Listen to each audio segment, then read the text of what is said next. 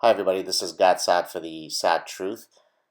Some of you may have watched my clip from a few weeks ago where I discussed my support of the heroic and laudable efforts of Majid Nawaz, who is a voice of moderation, of secularism, and of liberal values when it comes to discussions of Islam. And we certainly need more voices like him. And again, I think many of you probably are aware that he has a forthcoming book with Sam Harris that's out soon. I'm not exactly sure when, but in the next few days.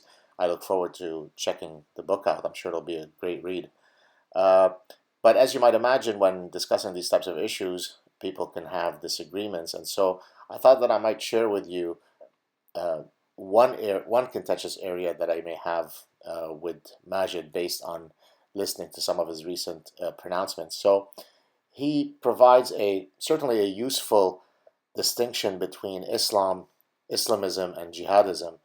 The idea being that Islamists are those guys that are trying to spread Islam through non-violent means, whereas jihadists are those that are trying to achieve the same goals, but to do it via violent means. And these two forms of, if you like, spreading ideologies should be distinguished from Islam as a religion. Now, I'm not sure if these distinctions are meant as pragmatic tools.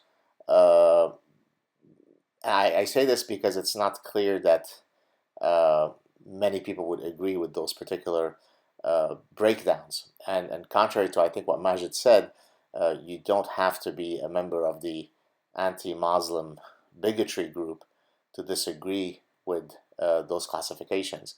None other than the president of Turkey, who is, one would argue, an Islamist himself and certainly a Muslim, uh, famously pronounced, I don't remember the exact quote, but there is no moderate Islam, there is no any qualifier of Islam. Islam is Islam.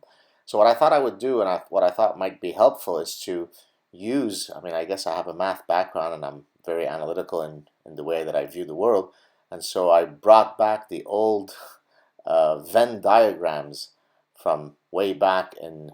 I don't remember when we first would have learned it in elementary school, or maybe something like that, to look at the different ways that we could parse the world in navigating the discussion of Islam versus Islamism. And I don't proclaim to have the definitive answer, but at least I thought that I would share different views on this issue using, I think, the very powerful pictorial tools of Venn diagrams. And so if you look here in the first instance, the top leftmost one, you have Islam and Islamism being two separate entities that have an intersection. So Islam consists of a set of tenets, whatever those tenets are. Typically, we understand Islam to be the Qur'an and the sayings and deeds of Muhammad, the Prophet of Islam. So the Sirah is his biography, and then we've got the Hadiths, the traditions uh, of Muhammad. And so that trilogy could be construed as Islam. Some, of course, would then argue that Sharia itself would be an element of Islam, right? That's Islamic law. And so, notwithstanding how one can define what we mean by Islam, if we look at the first diagram, we've got an intersection between the two concepts, but otherwise they are distinct entities. So that's one way to look at this debate. Now, the group that would say, for example, ISIS has nothing to do with Islam, uh, would be part of the right hand top uh, figure, right? So Islam and Islamism are two non-intersecting circles. They have nothing to do with each other. There's nothing that in any way links Islamism to Islam under that view. The third view, which I believe is what Majid offers, is that look, Islam and Islamism are distinct concepts, but he readily admits and concedes that it is an offshoot of Islam, right? So Islamism doesn't just kind of arise out of a vacuum; it arises as an offshoot of Islam. That's why I've got the arrow going from Islam to Islamism.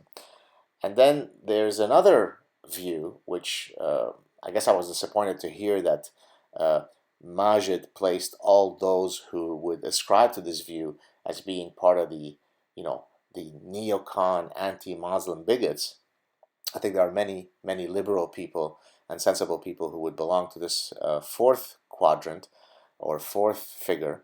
This is where Islamism is contained within Islam. So if you look at the figure that shows Islam is the bigger circle, and then Islamism is a set of tenets.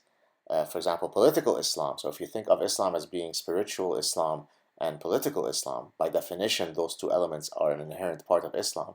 Then Islamism is the instantiation of political Islam. And then the question becomes, how big is that circle, that inner circle?